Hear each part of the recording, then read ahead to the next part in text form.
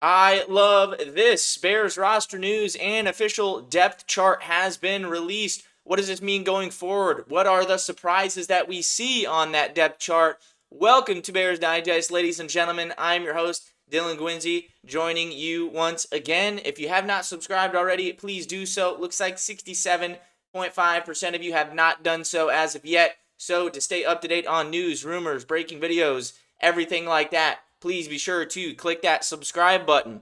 So, ladies and gentlemen, we do have an official depth chart finally released here for week one.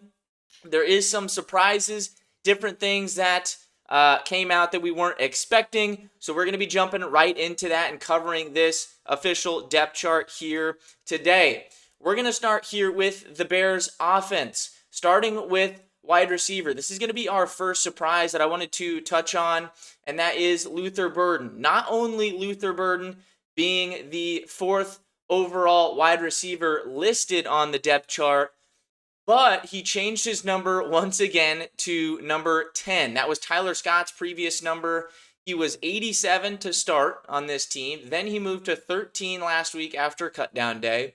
And now he has moved to 10 once again. So, since being a Chicago Bear, Luther Burden has changed his number multiple times, and this is his third number now that he is on for the team. What do you guys think about the number 10? Do you think this brings back some bad memories with the Chase Claypool number and the Tyler Scott being number 10 and never really seeing the field for the time that he was here in his career? What do you guys think about that number change? What do you think was his best number that he had? I saw a lot of people that enjoyed number 87 and started to grow on them there. So love to hear what you guys think on that case. But overall, besides that, him being listed as wide receiver 4 just shows that Olamide Zaccheaus has shined in camp and he's going to have a role on this team. It's going to be tough to find a lot of targets or find a lot of ways to get Luther Burden the ball. I do trust Ben Johnson to actively get him in there and rotate through and at least get him 3 to 4 touches a game here at the start of the season. We'll see how that progresses as we go, but it's a little bit of a blessing in disguise, but also a little bit disappointing because we're not going to see a ton of him. But Olamide was a great signing this offseason, and he's been absolutely great. So you want to put the best players out there on the field. So no shame in that at all. We're going to see the best of Luther Burden down the road. Might just not be right at the start. Left tackle spot, we have Braxton Jones. We're going to cover these as well as Luther Burden here shortly, but Braxton Jones did win that left tackle battle. We'll get into what that means going forward. Joe Thuney rounding out left guard, Drew Dahlman at center, Jonah Jackson, Darnell Wright, no surprises there. Cole Kmet and Colston Loveland. Interesting to note here that Cole Kmet is that starter. If they are in 11 personnel, he is going to be out there. If there is 2 tight end sets, obviously it's him and Colston Loveland. But as of right now, it's going to be Cole Kmet getting the lion's share of reps with the first team there in 1 tight end sets. Rome Odunze, of course, rounding out the opposite side there from DJ Moore on the outside wide receiver spot. Devin Duvernay back there as well, and undrafted free agent Jahdae Walker. Rome Odunze rounds out the wide receiver room. Caleb Williams, Tyson Bagent, Case Keenum. That was expected there in the quarterback room. No surprises there. DeAndre Swift and Roschon Johnson with the backup running back spot. We have not heard updates on Roschon or Kyle Monangai regarding their injuries, so hopefully we get that news here tomorrow, September 4th, when the injury report does come out. We're going to be covering that right when that does drop, so we're going to get a lot of information there as to what to expect for week 1 and injuries. Roschon being in that second spot is kind of surprising, but of course, Ben Johnson is usually in that mold of rookies do have to earn that in season for those full reps there and getting that initial spot on the depth chart. So again, you see this throughout the league. There's other rookies that are listed down the depth chart like Ramondre Stevenson,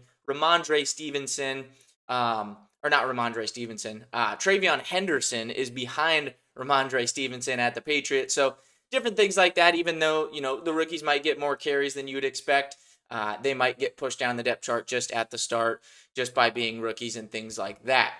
Next thing that we're going to touch on here really quick, we already talked about it, but Luther Burden, I hope he can get some reps this year. I really, really do.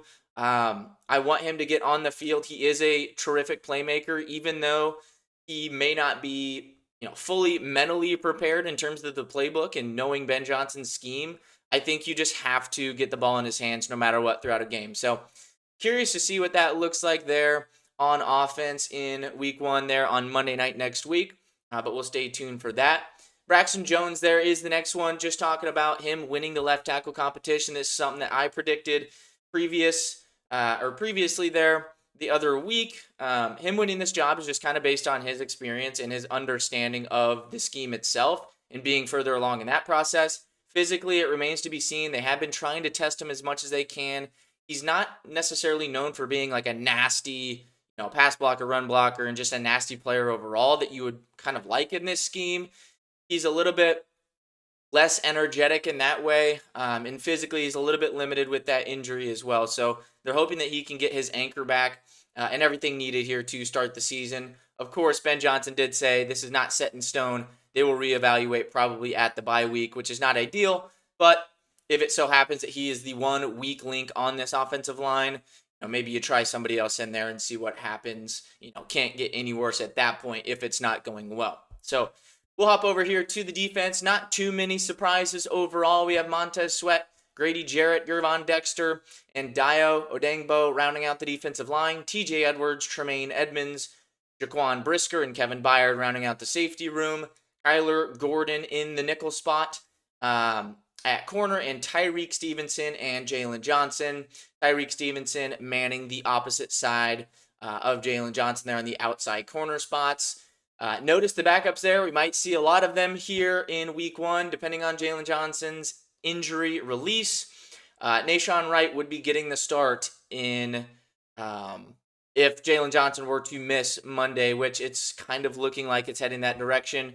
We'll get some more confirmation tomorrow on Thursday. So Nahshon Wright, don't love him covering Justin Jefferson. It's not ideal in any case. Obviously, when you're covering a top 3 wide receiver in the league, nobody's really going to stop him. You can only hope to contain him, and that's what Jaylon Johnson does best.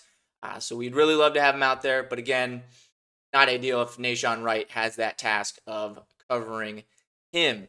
Some other things on the defensive side of the ball. It looks like Ruben Hippolyte's probably going to be the first rotating in linebacker, but it also could be Noah Sewell as well. So we'll stay kind of up to the news on that from what we see in week 1.